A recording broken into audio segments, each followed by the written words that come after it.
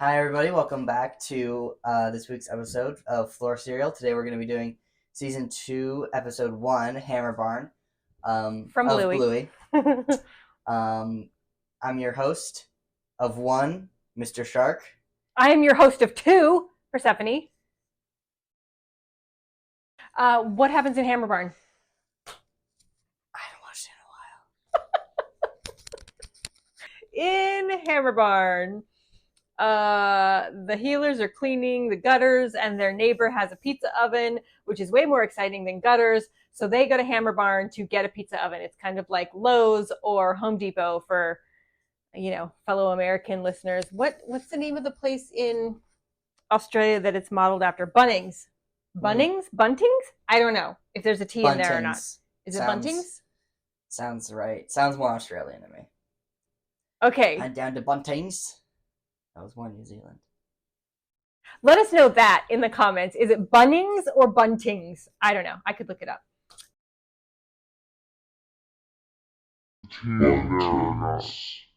So they go, and of course, while they're at HammerBarn, Bingo and Bluey want all the things in the cart. They each want to have the same things, and then there's a small accident where something breaks, and they have to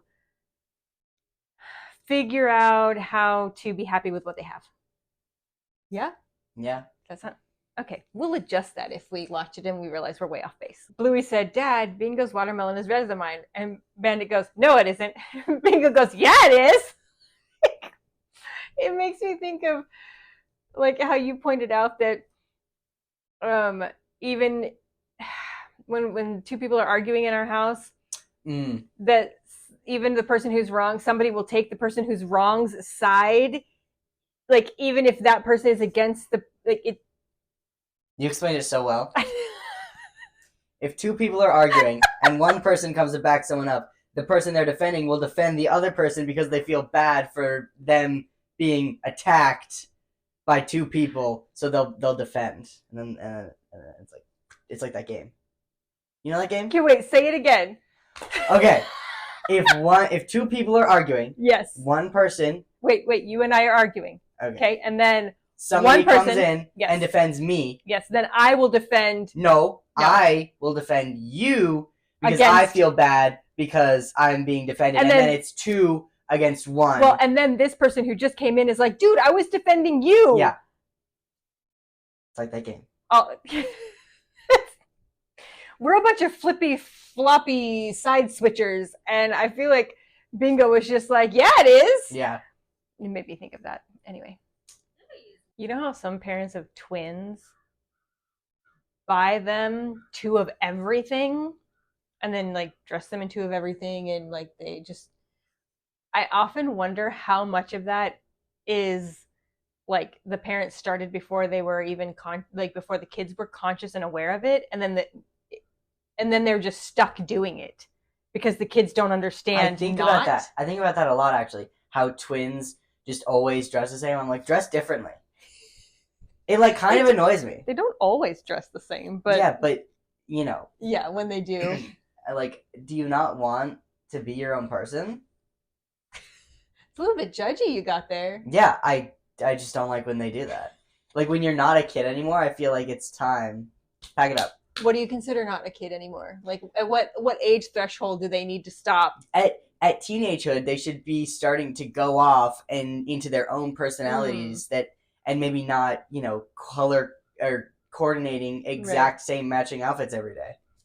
You can do it once in a while. If you're a twin, take notes. You can do it once in a while, but every single day, that's so much work. I feel like it's less work. No. You have to decide what to wear every single day. If you had a twin and you were trading off, you'd only have to decide what to wear every other day. Yeah, but then if you want a style that's anything more than like the most basic style. Do you think it would kill your twin to change styles?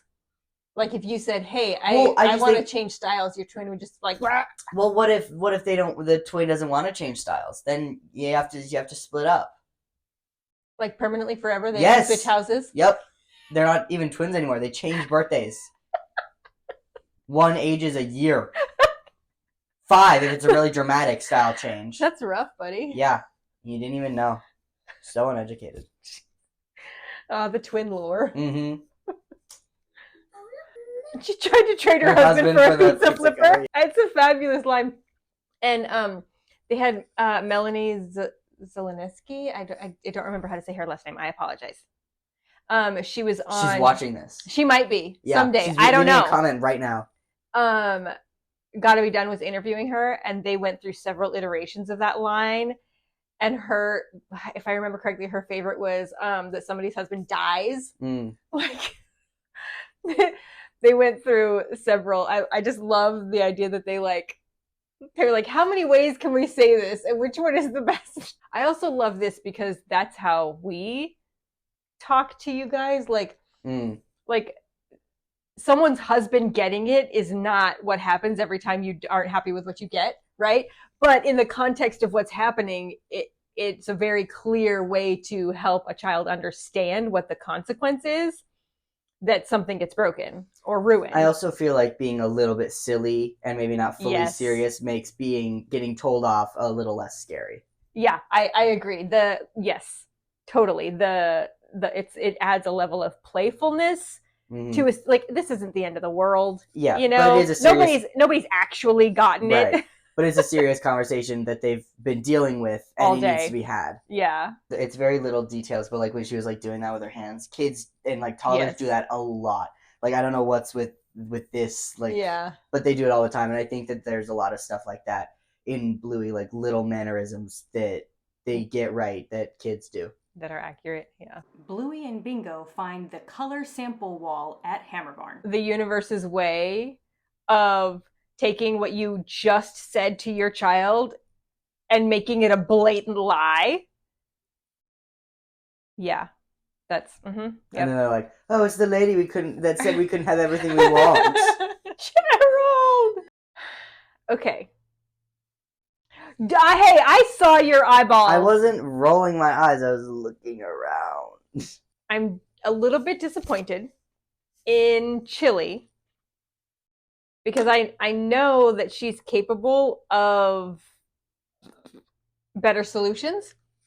And as they approach the checkout stand, I know it wouldn't have been funny for the thing, but even if she had just said, "Oh yeah, this is where we're at. We've got to take everything off.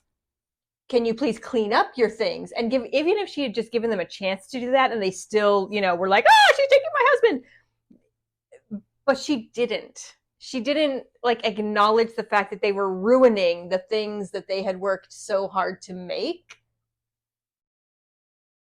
It bothers me. I think that it is to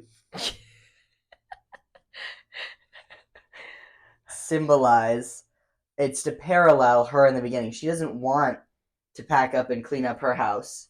She doesn't want her house to be falling apart. Chili. She doesn't get a warning that's, hey, your house is going to be taken apart soon. It's just happening. And so when the kids come across it, it's just happening, and it just happens, and they have to deal with it, and just like she has to deal with it. There's no warning, your house falls apart, and your family is crushed. And someone steals your husband.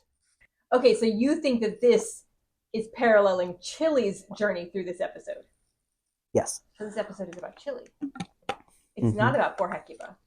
No. Don't think anyone thought it was. Poor Hecuba. Okay, I'm going to think about that, but I still... Well, you think about it. Okay. If this episode is about Chili coming to terms, right? Yes. Okay. Then...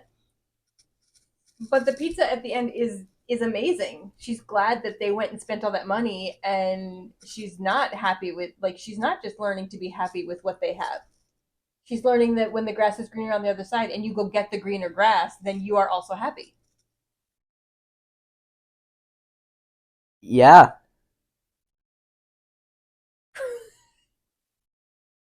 Okay. Where's the emotional intelligence in this episode?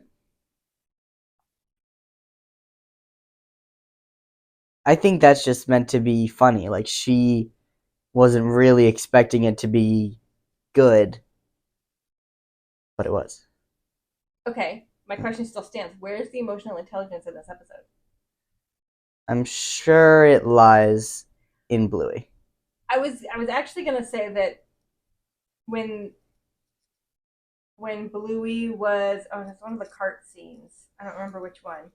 She was asking, she was trying to get the pizza cutter, and she was like pleading and pleading, and Bingo said no. She did not respect that no, which we recently had an issue with at our house, and not with anything serious. It was just a chocolate bar, but um, I started thinking that like Bluey is exhibiting very like poor emotional intelligence. Like she's not respecting Bingo's words, and she's just trying to get what she wants. So social management maybe at like a 3. Social awareness and management are low. Because the only emotional intelligence is self-management and self-awareness at the end when she's like, but that's okay. Mm-hmm. Like she worked it out. That's some self-management right there. Like 8. Really? 7? Like, I don't know. I feel like There's been some good self-management, and that was just okay. yeah. Yes, that is what I feel thinking. Yeah. Self-awareness, is anybody like up or down on that? I kind of want to put maybe Bandit and Chili in self-awareness. I was gonna go Chili. But I honestly don't know whether it's high or low. I think for Bandit, it's low. Because he was like, grass is always greener, and then, immediately goes He's like greener grassing himself. greener grassing himself. So I think that if it's Bandit, it's low. If it's Chili, it's higher. Yeah, I feel like throughout it, she is kind of, you can tell that she is wrestling with her own, like, do we really need to get the things? Do we not need to get the things? Should we just be happy with the house? Should we be fixing the house instead of doing these things? I feel like she's through you can kind of see it. Okay, so you want to put Chili there? Mm-hmm. What score? Well, you were the one that, like... Maybe.